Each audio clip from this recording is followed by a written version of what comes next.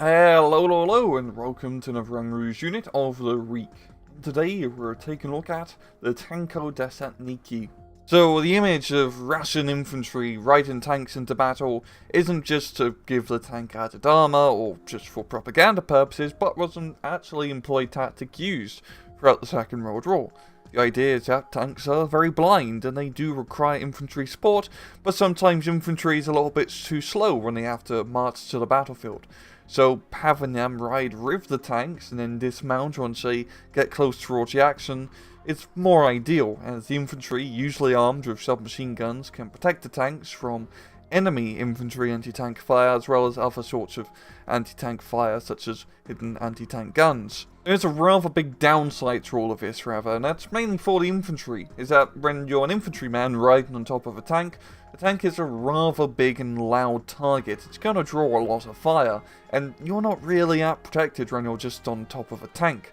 And so it was a rather dangerous job to be a Tankodesantniki, a tank dissenter. It's pretty much the exact translation of it. Russian's a very funny language. And there's a very good reason that we don't really see this tactic anymore, is that with the proliferation of armoured personnel transports, you can just ride one of those instead, rather than being directly on the bloody tank. In-game, Tankodesantniki are 20-point infantry, available to 2nd Guard tank, 3rd Guard tank, 10th Guard tank, 29th tank, 3rd Guard mechanized, 7th mechanized, Group Turania, Group Bezlugo, 3rd VDV, 44th Guard infantry, 97th Guard infantry, 184th infantry, and, well, the 1st Polish infantry, their version of the Tankodesantniki.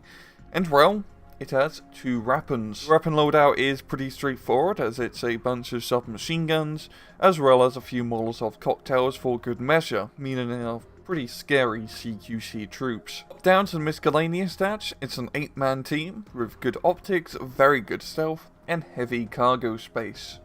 In battle, Tankodesantniki are very effective CQC troops, with a bunch of submachine guns, and some lovely drinks which they love to share with their Axis counterpart. At close range, they are very bloody devastating, just due to the fact of that Molotov cocktail, which gives a lot of alpha damage and suppression in those CQC fights.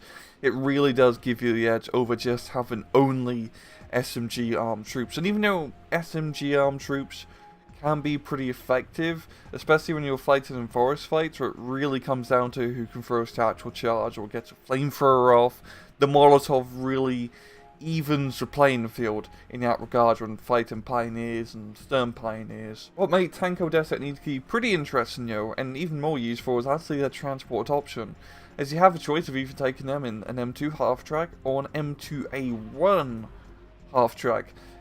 And both choices are honestly pretty good. It can sometimes be pretty hard which one to pick.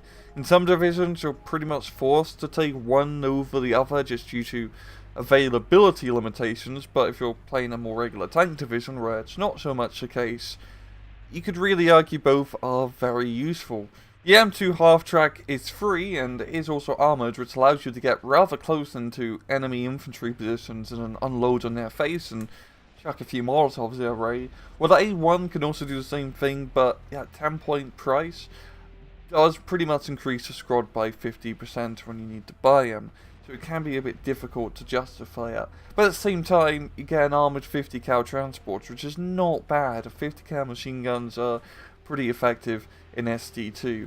But it can be also risky because you are going to be unloading these things very close to enemy infantry positions. And if you lose an M2 half-track, well, you're probably ruined as it will disappear once you unload. But an M2A1 will be more of a costly loss if it gets blown by an enemy Panzerfaust or just grenades being thrown into the top of it. I would definitely argue Tankodesantniki are pretty much almost must-take choices in the majority of divisions. Whenever available, I would suggest getting them in A phase, as they're very good early on in securing those important town and forest positions, and just having the armoured half-track transport is a big deal when you're trying to fight over those sectors, as you won't get unloaded by a German machine gun shooting at you from 700 meters away. But overall, even though Tankodesantniki aren't actually descended from tanks, it's probably better they actually got some armoured transports for their own health and for your own tactical effectiveness. You know, it does lose a little bit of the cool factor. And well, I'm going to leave it off. Yeah, this has been another Rouge unit of the week. I hope you guys enjoyed the video, and as usual, please just take it easy.